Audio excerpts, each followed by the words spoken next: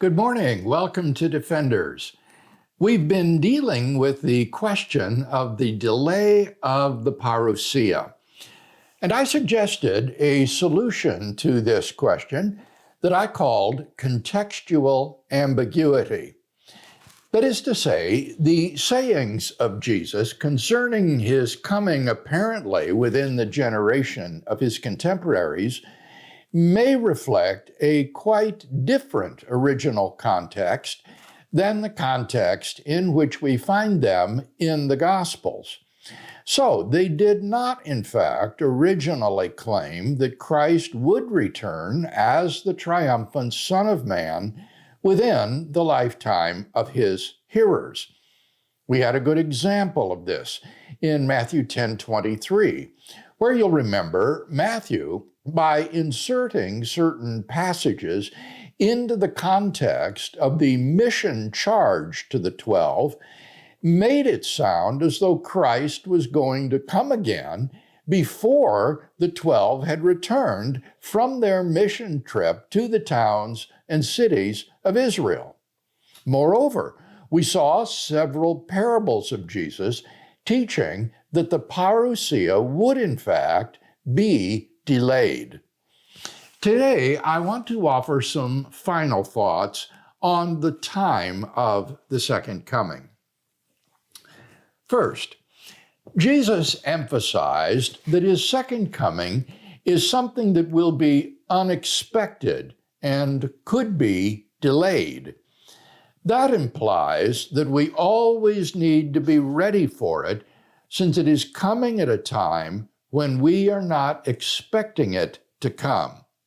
Therefore, we should not use any unfulfilled signs of the second coming as an excuse for not living as disciples of Christ. In Matthew 24, verses 45 to 51, Jesus says, "Who then is the faithful and wise servant whom his master has set over his household to give them their food at the proper time? Blessed is that servant whom his master, when he comes, will find so doing. Truly, I say to you, he will set him over all his possessions. But if that wicked servant says to himself, 'My master is delayed,' and begins to beat his fellow servants and eats and drinks with the drunken, the master of that servant will come on a day when he does not expect him, at an hour that he does not know, and will punish him and put him with the hypocrites. There men will weep and gnash their teeth." So even if there are unfulfilled signs suggesting that the coming of Christ is not near, we must not use that as an excuse for laxity in the Christian life. Rather, we should always be ready for Christ to return unexpectedly, even within our own lifetimes. Second, keep in mind that God's timetable is different than ours.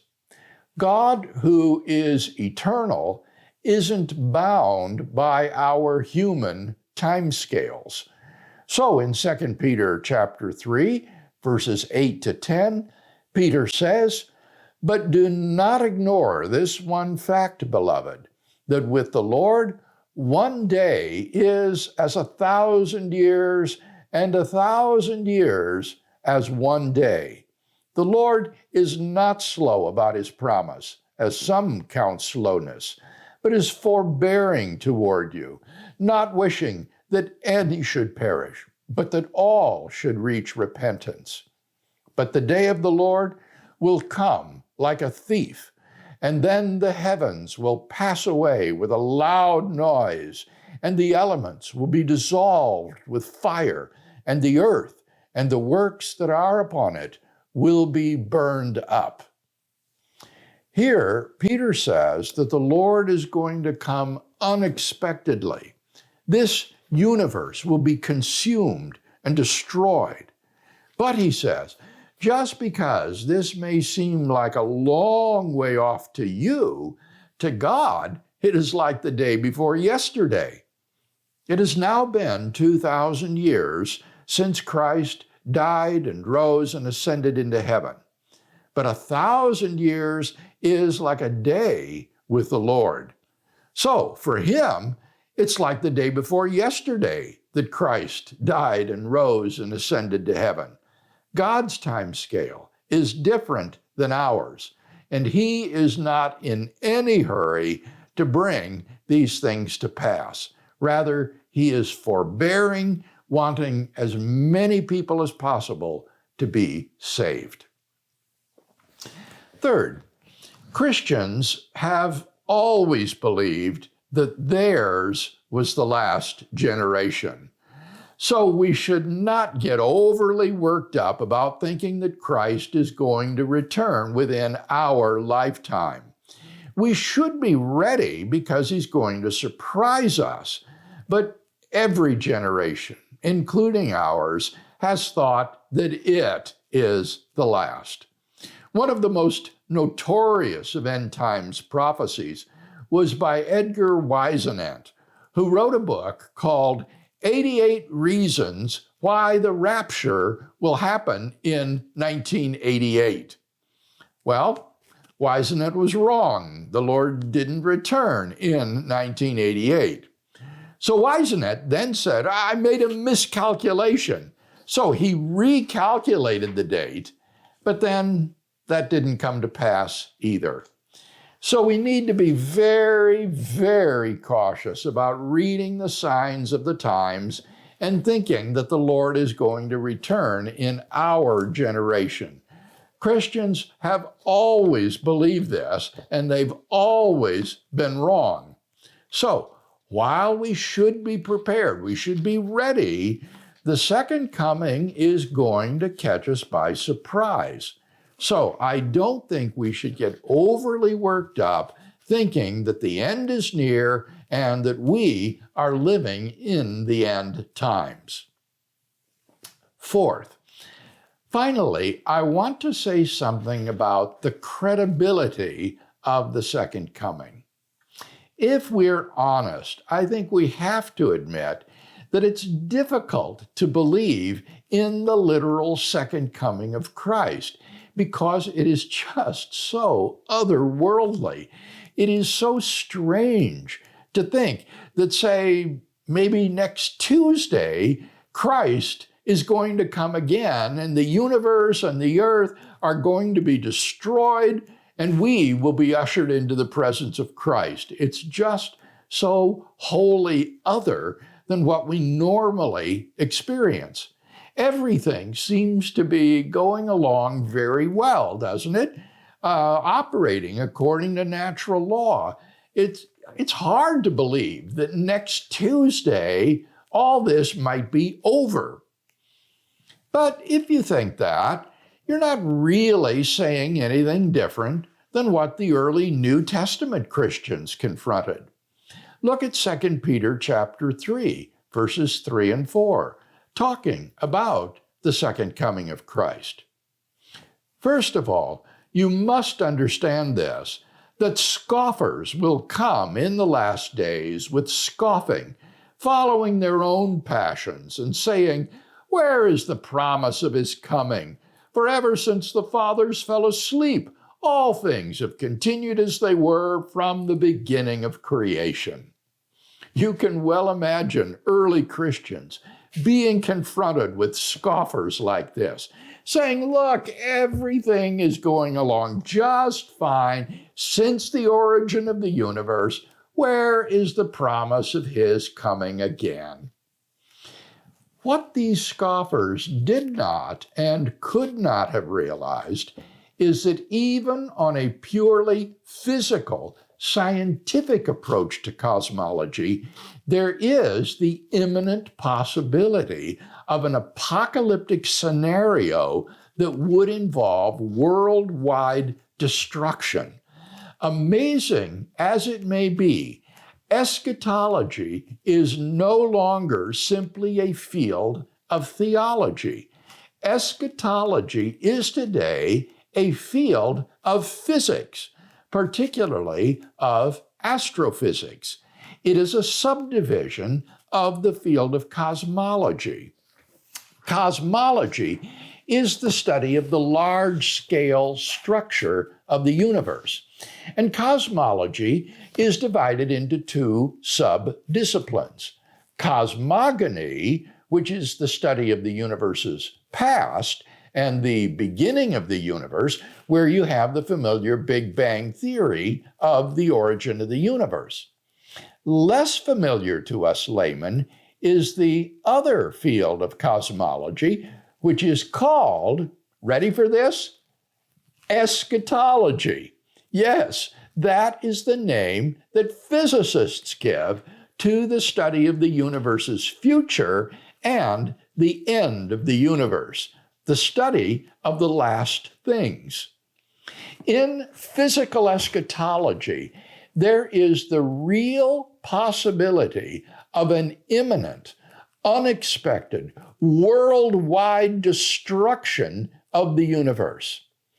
If the universe is not in the lowest energy state of the vacuum, but is hung up in a so-called false vacuum, which is not the lowest energy state that it could possibly have, then, given enough time, it will inevitably make a quantum physical transition to the lower energy state. When it does so, it will bring about a complete metamorphosis of nature. In such a transition, what will happen is that throughout the universe, there will be bubbles of this lower energy true vacuum that will begin to form and then begin to expand at near light speed to bring about a transition of the entire universe to this lower energy state. Because this is an indeterminate quantum process, it is unpredictable. It could happen at any time. It could happen next Tuesday. It could even happen this afternoon, for all we know. In their book, The 5 Ages of the Universe, two cosmologists, Fred Adams and Gregory Laughlin, describe this physical apocalypse that may be coming. They write, "Silently and without warning of any kind, it came. The shock wave began at a particular but rather undistinguished point of space-time and then traveled outward at blinding speed, rapidly approaching the speed of light. The expanding bubble then enveloped an ever larger portion of the universe. Because of its phenomenal velocity, the shock wave impinged upon regions of space with no advance warning, no light signals, radio waves, or causal communication of any kind could outrun the advancing front and forewarn of the impending doom. Preparation was as impossible as it was futile. Inside the bubble, the laws of physics, and hence the very character of the universe, were completely changed. The values of the physical constants, the strengths of the fundamental forces, and the masses of the elementary particles were all different. New physical laws ruled in this Alice in Wonderland setting. The old universe, with its old version of the laws of physics, simply ceased to exist. One could view this death and destruction of the old universe as a cause for concern. Alternatively, as a reason for celebration. Inside the bubble, with its new physical laws and the accompanying new possibilities for complexity and structure, the universe has achieved a new beginning. The parallels between this scenario and the apocalypse that is described in 2 Peter 3, 8-10, where the heavens will pass away, The elements will be dissolved with fire, and the works of earth and everything that is upon it will be burned up, are amazing. The parallels between them is unmistakable. They bring about a complete metamorphosis of nature, suddenly, without warning, like a thief in the night, unavoidably, issuing in a new heavens and a new earth, a renovated universe. Now, please don't misunderstand what I'm saying. I am not saying that 2 Peter 3, 8 to 10 is a poetic description of a quantum phase transition in the history of the universe. I'm making a much more modest point.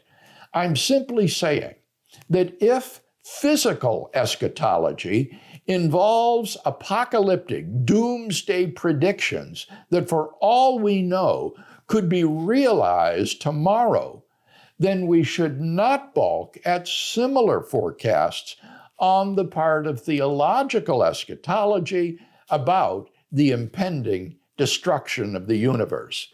It seems to me that they are quite on a par. The difference between the two is, of course, for Christians, we look forward to this event as the second coming of Christ and the deliverance of this world from its shortcomings and the ushering in of the new heavens and the new earth that God has prepared for us. I think that physical eschatology provides a very interesting analogy that can help us with respect to believing in the reality of the second coming of Christ. Well, next week we'll wrap up this section by talking a little bit about some of the practical application of the doctrine of Christ's second coming. See you then.